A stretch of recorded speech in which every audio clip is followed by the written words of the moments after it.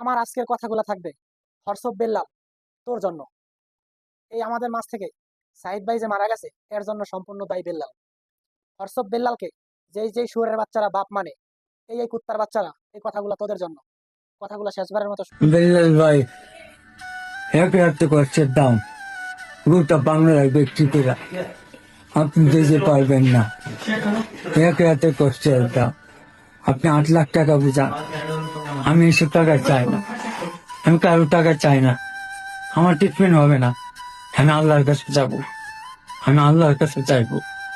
আমি প্রয়োজনে সব টাকা মসজিদে মসজিদে দিয়ে দিব, কিন্তু আমি আর বেঁচে থাকতে চাই।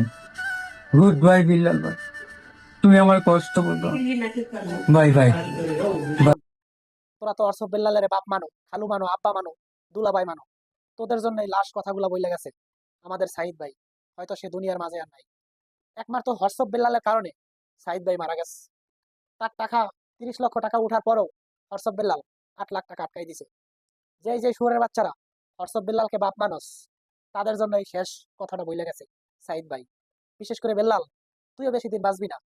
তোর এমন একটা সমস্যা হইবে এই দুনিয়ার মাঝে, বাংলাদেশের সম্পূর্ণ পোলাপান যারা তোরে বাপ মানে, তোর তো চামচার অভাব নাই, তারা তোর এমন একটা সমস্যা হইবে, তোর পাশে একটা কুত্তাও থাকবে না।